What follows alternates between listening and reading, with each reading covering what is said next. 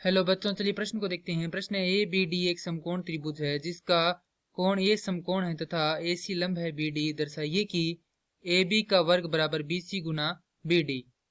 प्रश्न को हल करने से पहले जो प्रश्न की मुख्य अवधारणा है उस पर विचार करते हैं। तो इस प्रश्न के लिए जो मुख्य अवधारणा है वह हो जाएगी समरूपता। अर्थात हम यहाँ पर यह देखेंगे त्रिभुजों में समरूपता क्या होती है। तो किन्हीं दो त्रिभुजों के यदि संगत कोण व संगत भुजाओं का अनुपात बराबर हो समरूप त्रिभुज होते हैं। अब हमें दिया गया कि ए बी डी एक क्या है, समकोण त्रिभुज है। तो यहाँ पर सबसे पहले एक त्रिभुज बनाते हैं जो कि क्या है, एक समकोण त्रिभुज है जिसमें ये कोण समकोण है। कोण ए है समकोण, यहाँ पर भुजा ये बिंदु हो जाएगा बी और ये हो जाएगा डी। अब हमें दिया गया कि ए सी लंब है बी डी पर। तो यहाँ पर बी डी भुजा पर कोई बिंदु है सी जिसको यदि हम ए से मिला दें तो वह क्या होगा, लंब होगा किस पर, डी बी पर। तो यानी कि ये कोण कितने डिग्री का होगा, 90 का, और ये भी कितने होगा, 90 डिग्री का। तो यहाँ पर ये कोण बना देते हैं हम 90 डिग्री का। तो यहां से हम देखें तो त्रिभुज ए बी डी व त्रिभुज ए बी सी में कोण बी बराबर है कोण बी के। क्यों बराबर है, क्योंकि दोनों में ये कोण क्या है, उभयनिष्ठ है।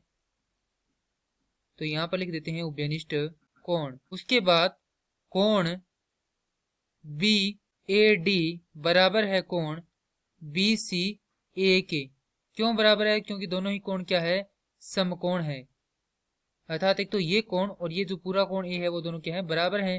तो यहां से हम लिख सकते हैं कि ए कसौटी से त्रिभुज ए बी डी समरूप त्रिभुज। अब जो कोण नाम लिखेंगे हमें वह कोणों के संगत के रूप में लिखेंगे, यानी कौन सा कोण किस कोण के संगत है। तो जो कोण ए है वो किसके बराबर है, कोण सी के बराबर है। तो यहाँ पर लिखेंगे सबसे पहले सी। कोण बी बी के बराबर है तो यहाँ पर लिखेंगे बी। उसके बाद कोण डी बचा है वह किसके बराबर हो जाएगा, कोण ए के, इसके। तो यहाँ पर आएगा ए।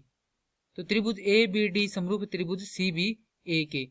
तो यदि ये समरूप है तो यहाँ से हम क्या लिख सकते हैं, यहाँ से हम लिख सकते हैं कि ए बी बटा बी सी बराबर होगा बी डी बटा बी ए बराबर होगा ए डी बटा सी ए के।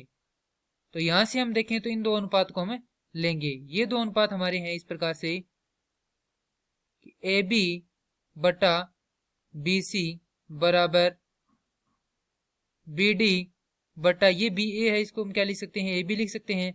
अब क्या कर देते हैं हम यहाँ पर वज्र गुणा कर देते हैं। तो वज्र गुणा करेंगे तो हमारे पास प्राप्त होगा ए बी का वर्ग बराबर बी सी गुना बी डी। और यही क्या करना था हमें प्रश्न में सिद्ध करना था। मैं आशा करता हूं कि यह प्रश्न आपको समझ में आया होगा। धन्यवाद।